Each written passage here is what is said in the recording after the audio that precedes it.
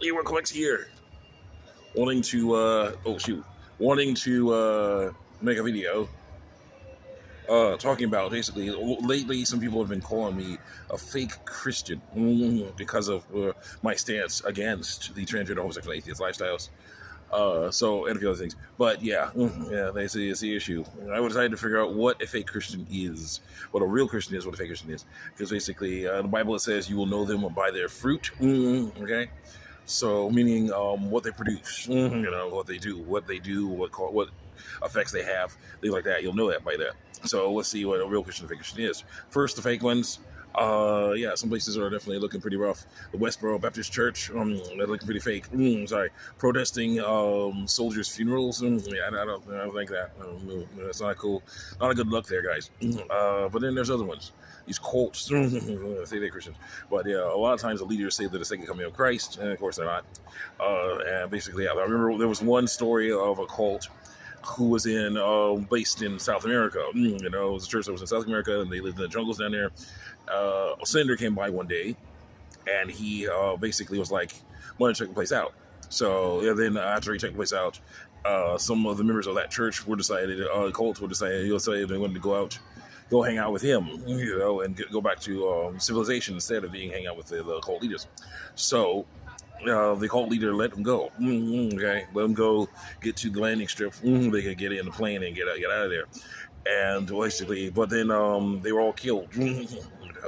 Soldiers that the leader sent shot them all to death. Then, of course, because he had murdered people, including a senator, the cult leader was like, "Yeah, okay, you guys got all the rest of the certain members of my church now have to drink the special Kool-Aid because yeah, I don't want anyone knowing that I did this stuff." Okay, see a lot of the dark side in there, anger and hatred, and revenge. You want to seeking revenge.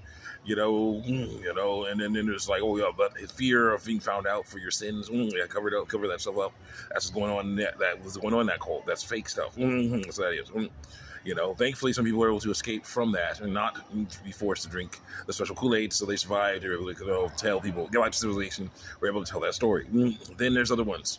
There was like another guy who said the second coming of Christ, who was doing crime. Apparently, got himself following a few people following him, and he, of course, got to the point where he was basically doing got the attention of the FBI, other places. So he had a shootout with a SWAT team and got mortally wounded, And then they were basically, the FBI basically surrounded the compound and trying to get him to come out. And basically eventually got to the point where they were shooting, the people, the cult members were shooting at them. The FBI was shooting, the SWAT teams were shooting back. Eventually the whole place caught on fire and burned down. Some people got out of there, but not a lot of people died, basically. A lot of people died in there, okay? So yeah, then some loser who was with them decided to get revenge for that by blowing up the Trade Center in Oklahoma City bombing, the Oklahoma City bombing, that whole thing. He decided to try to get revenge on them by doing that, killing innocent women and children, because a guy said he was second coming of Christ, and he lured innocent men, women, and children into a compound where they would eventually be burned to death. Not good revenge. So no, that was of the dark side. That's effed up. That's fake. Let's talk about real Christianity. Corrie ten Boom. Okay, Corrie ten Boom was one of many Jewish people who were they're trying to hide other Jewish people from the Nazis in World War II. Eventually, she and her sister were captured by Nazis, taken to a concentration camp. They were beaten almost daily. During one of these beatings, one of the guardsmen dropped his baton. Corrie picked up the baton to try to get revenge for getting beaten by these losers. But her sister stopped her, okay, and said it was not the Christian way, So for her sister's sake, and because it was not the Christian way, she gave the baton back to the guard, who had just been beating her with that. Okay? That's not fake. That's real. Then later, her sister died. In that concentration camp. Eventually, she was released because the war was over. Germany had surrendered and stuff, so the war was over. She was allowed to go back and really rebuild her life. Years and years later, basically, she started basically teaching, preaching, and to give her testimony of how God helped them throughout the Holocaust, throughout the time in the concentration camp, in there.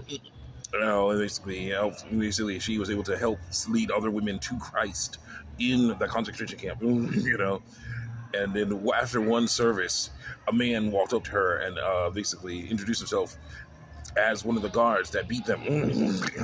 He actually got gotten saved and wanted her forgiveness. Okay. If it was me, I'd be like, yeah, sure, whatever, and then leave. I'd just be like, nope, done. Yeah, sure, yeah, whatever. No. But she didn't do that. She asked God to help give her the strength to forgive this man who had beaten her and her sister, kept him a prisoner, and he gave her the strength. She forgave that dude. That is true Christianity. Follow in the ways of God, no matter what. So that's what I'm doing here. Some people are very angry about that and try to blame me for some stuff, but it won't work. Because I'm sorry. Just I'm following the ways of God here. Read the Bible yourself. The transgender, homosexual, atheist lifestyles are forbidden according to the Bible. So yeah, go ahead and disagree with me in the comment section. Go ahead and say that, and we'll see how that works out. See you guys next time. Check me out on YouTube and DeviantArt.